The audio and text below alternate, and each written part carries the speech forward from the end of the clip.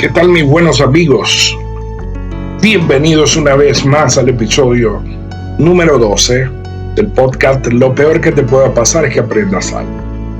Hoy estaremos conversando sobre quién lo dijo o quién lo hizo.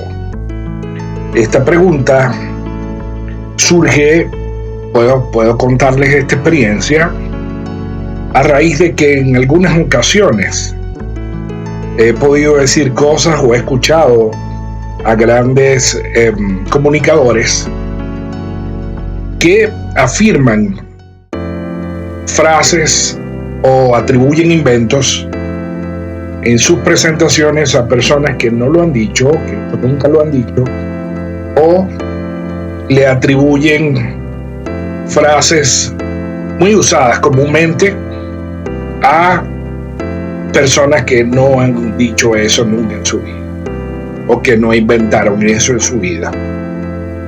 Entonces, esto me ha hecho reflexionar sobre la importancia que tiene el poder validar nuestras fuentes, porque en nosotros está que la gente pueda desarrollar confianza en lo que nosotros, por supuesto, estamos transmitiendo.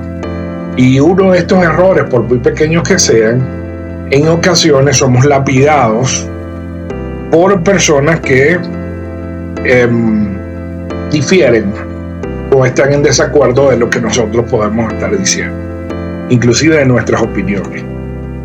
Entonces me gustaría que reflexionáramos en este podcast sobre la importancia de validar fuentes, y voy a dar algunos ejemplos de algunas situaciones que muchas veces experimentamos y que decimos y que por supuesto nos pueden afectar en el proceso de comunicación con lo que queremos transmitir a las personas. Les voy a poner un ejemplo personal. Hace muchos años entendí o aprendí que Thomas Alva Edison, el descubridor de la bombilla incandescente, había realizado muchos intentos para poder lograr llegar a ese maravilloso invento que cambió nuestra vida y que todavía tiene un impacto en ella. Alguien que estaba escuchando dar una charla motivacional decía que él había realizado 10.001 intentos. Por muchos años utilicé esta experiencia, esta anécdota de Thomas Alva Edison diciendo ese número. Resulta que, con los años investigando, estudiando libros, me encontré de que él solamente había realizado 1.000 intentos para llegar a la bombilla incandescente.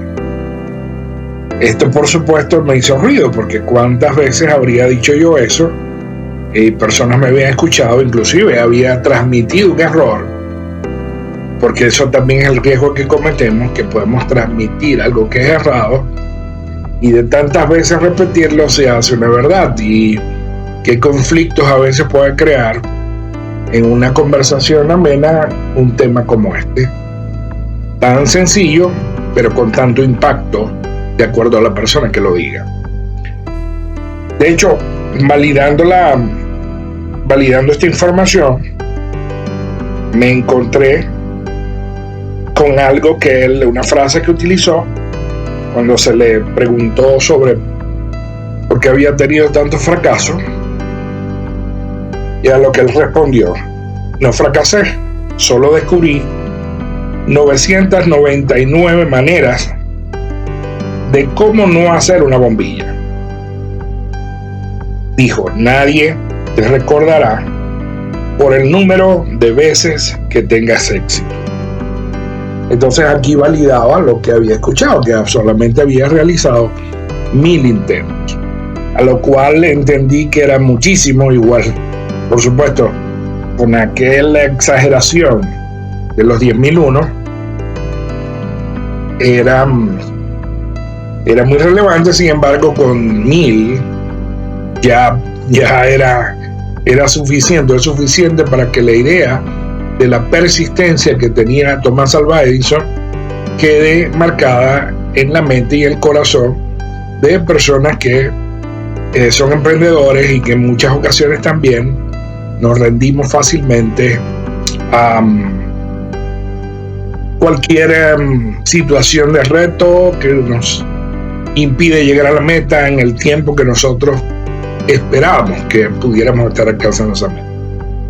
Thomas Alva Edison, en esta historia de su vida, sabemos que inclusive padeció de dislexia y su madre lo ayudó a superar esta situación de aprendizaje y muchos más retos que tuvo, y sin embargo superó a través de la constancia y el esfuerzo.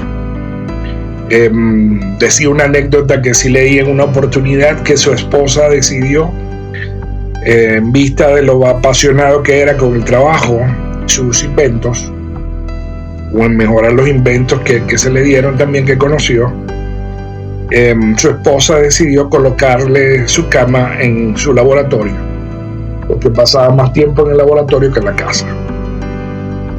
Entonces, con este ejemplo parto para enseñar o compartir con ustedes otras de las frases o inventos que investigué para poder afianzar el tema en sus corazones y en su mente, de la importancia de reforzar fuentes y que no estemos siendo un agente de contaminación con información falsa. Habíamos escuchado por años, yo escuché también muy joven, sobre quemar los barcos. Y esta frase significa tomar una decisión irreversible o comprometerse con un objetivo sin posibilidad de retroceder. Esto de quemar los barcos se le atribuyó, primeramente lo había escuchado, que había utilizado Hernán Cortés, el conquistador que llegó a México, el conquistador español que llegó a México y que llegó en unas condiciones muy especiales. O sea, sin embargo, también pasó a la historia por ser uno de los conquistadores más bárbaros que pudo haber en la historia del gobierno español o de la colonia española. Y siempre tenía en mente esta frase: hay que quemar los barcos, porque Hernán Cortés, dice la leyenda, que cuando él llegó en un momento de crisis y de situación contra el enfrentamiento contra el pueblo, los indios en el territorio mexicano, que él tuvo que mandar a sus principales comandantes a reunirse y tomar una decisión, que debían quemar los barcos para que los soldados, el regimiento que lo acompañaba, no retrocediera y decidiera regresar a España una vez que la situación estuviera mucho más difícil. De esto quiero rescatar dos cosas. La primera es que también luego, leyendo otro libro, esta misma frase vino con una historia, con una anécdota que fue utilizada por Alejandro Magno, ese otro conquistador que cuando él llegó a las costas de Fenicia, él mandó también a quemar sus barcos. Decía, entonces entra en controversia. He utilizado muchas veces la frase que fue Hernán Cortés, y resulta que también se le atribuye a Alejandro Magno. Indagando y revisando un poco más la investigación, noté que con 12 siglos de diferencia, tanto Alejandro como Hernán Cortés utilizaron la misma estrategia. Ambos mandaron a quemar sus barcos. Entonces, en este caso, se le puede asignar, no estamos errados cuando utilizamos la frase de que fue Hernán Cortés, atribuir principalmente a Alejandro Magno. Y habría que validar otro punto que no lo validé, me van a disculpar, pero En resumen, lo que quería era acotar de que debemos estar seguros y que la frase en este caso por en especial no tiene ninguna consecuencia negativa si decimos que fue Alejandro o fue Hernán. Lo que decía que no validé es si Alejandro Magno efectivamente fue el que mandó a quemar los barcos. Porque en el caso de Hernán Cortés, investigando, él no mandó a quemar los barcos, él simplemente barrenó, o sea, les abrió agujeros para que los barcos no pudieran navegarse con los barcos. Por supuesto, se podían después quizás recuperar, porque eran daños intencionales, pero que le iban a afectar, por supuesto, para navegar. Iba a hacer cierto tiempo para que pudieran hacer arreglos para poder recuperarlos. Pero no los quemó, porque quemarlos era ya como lo más radical, una posición muy radical. Y como les dije, lo que no validé es si realmente Alejandro Magno quemó sus barcos y no los mandó a barrenar como hizo Hernán Cortés. Sin embargo, lo importante es que si utilizan la frase, ya saben, tanto Alejandro Magno como Hernán Cortés, los dos utilizaron la misma estrategia. Y otra de las cosas que también me hizo mucho ruido y que también investigué fue sobre esa frase de un gran poder conlleva una gran responsabilidad. Y no sé qué le vino a su mente cuando escucharon esto. Los más jóvenes se la atribuyen a Stan Lee. De hecho, fue utilizada por él también, Stan Lee, tanto en la película moderna como cuando hizo la historieta en 1962. Sin embargo, esta frase no es de Stan Lee. Esta frase es de el filósofo y poeta Voltaire, quien le escribió aproximadamente entre 1964 y 1778. Fue utilizada, y fue cuando me hizo ruido. Inicialmente yo dije, bueno, no fue Stan Lee el que lo dijo. Había escuchado que el presidente Roosevelt era el que lo había dicho, y Stan Lee había copiado esta frase de él. Pues no, tampoco. No, Theodore Roosevelt la utilizó en un discurso que dio por ciertos días antes de morir, tiene esa anécdota, en 1945. Y de allí se cree que Stan Lee copió esta frase y la utilizó años después, en 1962. Entonces, por eso es que hay este conflicto a veces de interés o de saber quién dijo la frase inicialmente.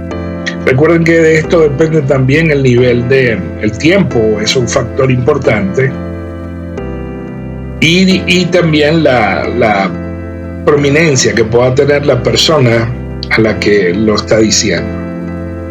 Nosotros podemos utilizar frases a veces que son originales nuestras, y alguien a vez que compartimos un mensaje lo replicó, no dio crédito y se le atribuye entonces inmediatamente a esa persona.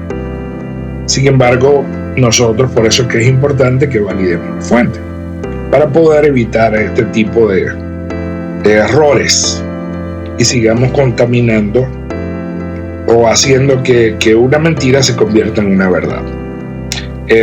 A veces también hay casos contrarios que tenemos nosotros que evaluar, como refranes. A veces no, los refranes quizás no tomarían tanta fuerza porque es algo del pueblo, de la tradición, y se fue corriendo de una boca a otra, y es difícil establecer a veces la fuente, ¿no? A veces hay diferentes, inclusive, definiciones o interpretaciones de lo que ese dicho popular o refrán quiere expresar, y a veces algunos lo utilizan como a ellos mejor les parece, ¿no? Pero también se da el caso de aquello que no dijo esa persona, o sea, nunca dijo eso, y también investigué sobre ello y quiero compartir con ustedes una de estas que encontré. Por lo menos a Mahatma Gandhi se le atribuyó la frase: sé el cambio que quieras ver en el mundo. Uy, maravillosa frase. Y bueno, si se estudia la vida de Mahatma Gandhi, se puede decir, bueno, si suena como él. Sin embargo, los historiadores y las personas que han hecho revisión de la vida y los discursos de Mahatma Gandhi afirman que esta frase no es de él, que nunca la dijo. Y lo más parecido, lo que se pudo haber utilizado Gandhi fue: solo reflejamos el mundo. Entonces, como les dije, también podemos hacernos voceros de esta información, que la dijo fulanito de tal y no la dijo.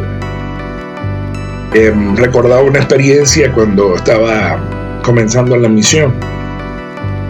Creía que tenía un conocimiento del Evangelio, y recuerdo que en una conversación, una charla que teníamos con unas personas que estaban investigando la iglesia, hablé y reforcé diciéndole a esas personas que debían ayudarse, porque Cristo había dicho que, bueno, ayúdate que yo te ayudaré. Cuando salimos de esa lección, mi compañero con más experiencia me dijo: Elder, ¿dónde escuchaste eso? ¿Dónde dice eso en la Biblia? Por supuesto, era una interpretación o un común decir. Sin embargo, yo estaba afirmando de que el Evangelio debe ser. Entonces, aprendí de que tenía que ser más cuidadoso en esto que estaba enseñando, porque las personas, y esas personas que estaba enseñando tenían mucho más conocimiento que yo, sabía que no, eso no estaba escrito en el Evangelio. Sin embargo, yo lo estaba afirmando. Entonces, cuidado, porque eso no se dijo. Y por supuesto, la confianza en lo que decimos está en juego. Voltaire, bien, que el famoso, la frase de un gran poder conlleva a una gran responsabilidad, así como dijo esto, se le atribuye que le haya dicho: desapruebo lo que dices, pero defenderé hasta la muerte tu derecho a decir. Maravillosa frase también. Sin embargo, en la historia se ha podido validar que él dijera esa frase. Se estima o se cree que Evelyn Holt, una persona que hizo en 1906 la biografía de Voltaire, piensan que fue ella porque lo utilizó en su libro. El único lugar donde aparece esa frase es un libro que ella hizo. Pero fue cuestionada porque los estudiosos de la vida de Voltaire saben que no dijo esta frase. Se cree que es un resumen que ella hizo con una frase magnífica de lo que pudo haber sido y los mensajes que él compartía. O sea, se vio maravilloso que él pudiera haber dicho eso, sin embargo no lo dijo. Pero ella no lo validó, ella no dijo, bueno, esta frase es mía, presumiendo todo lo que el Voltaire en su enseñanza ha compartido. Hubiese sido mejor eso, que Evelyn tomara y esa frase como un resumen de la vida de Voltaire o de los conceptos que defendía Voltaire, pero no que se lo hubiese atribuido a él.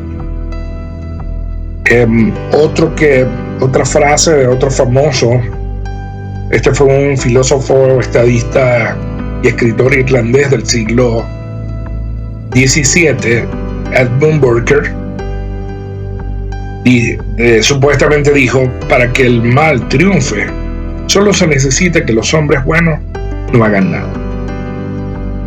Y por supuesto, tampoco esta es una frase que dijo Edmund Burke.